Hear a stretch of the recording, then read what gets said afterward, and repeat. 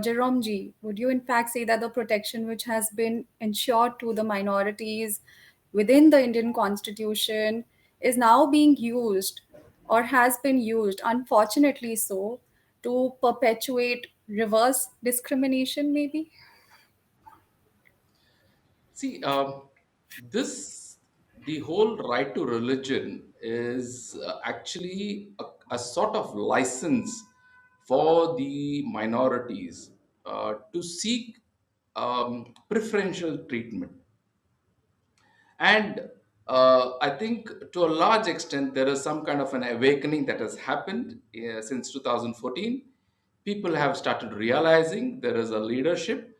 We can rule ourselves, we can be independent, and we can become powerful, we can become strong that the external world is unable to digest, and that the channel the arm twisting of Bharat uh, is some kind of a way of enslaving us, telling us that we are still second rate people on the face of the earth.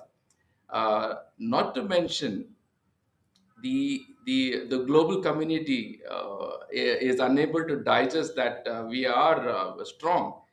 Let me bring to your notice that the word persecution has long been used by Christians right from the earlier from the time of Jesus to actually further the agenda of annexation of indigenous people. Whenever the indigenous people spoke about the oppressions of these Abrahamic religions, the only song they sang was victimhood and persecution. I also wish to add some a very important thought-provoking point in this context, especially in the context of India. I hope everybody realizes and remembers and does not forget that Prime Minister Modi, while he was the Chief Minister of Gujarat, he was banned from entering the United States. Has anybody ever investigated why was he banned? Was it just because of media reports? What was the reason? Imagine banning a person entering the United States. Many people do not know, but this was the handiwork of a lobby which is sitting in the United States. The lobby which is built up of Christian evangelicals. And these are not Westerners, these are Indian Christian evangelicals who are sitting in the United States and Europe, who are lobbying to put pressure on India so that the act of conversion can be continued meticulously. I also wish to bring to everybody's notice that India has been declared as the 10th most dangerous place for Christians to live. We were number 28, now we are number 10. And that puts us in the league of nations like South Korea, Saudi Arabia, North Korea. Can you believe it? While we Christians and the Abrahamics and the minorities are having a field time in this nation, this is what the evangelicals are capable enough to to put a blame on our nation. And let us also understand that this lobby which brought India shame has the power to influence the Congress of the US in the US. And by branding India as the 10th most dangerous place for Christians to live, it actually promotes or gives the United States the liberty to influence and impose economic sanctions on this nation. There is much larger conspiracy that is going around under the right under our feet. We are not aware of it.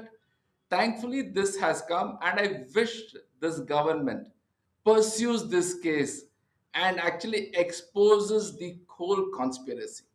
And I've been talking about it for the last few years.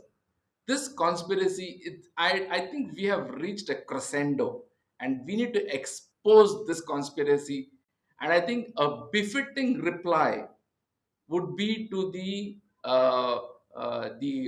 case that has been registered by the church with the Supreme Court. There is no better befitting reply that we can give and answer for our people about the conspiracy.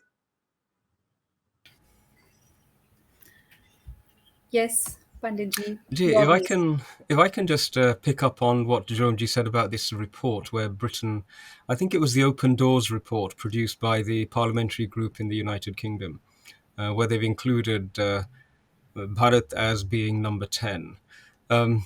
We have very interesting conversations with some of the parliamentarians who do this work. It's worth our audience knowing that of the 26 members of the European community, I think there are 24 who do not recognize Hinduism, Sanatan Dharma, as a state recognized religion. So we have a European Christian bloc of nations who do not give equality to members of the Hindu religious tradition. If you, for example, a marriage certificate in Belgium, where it says religion, our people put other. And the reasoning is that if the state recognizes the religion, they have obligations to provide funds for the religious practitioners to be able to freely practice their religions.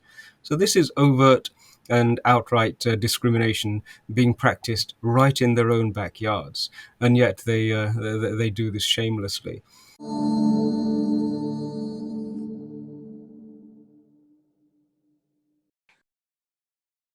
Please remember to subscribe to us and switch on the notifications for this channel.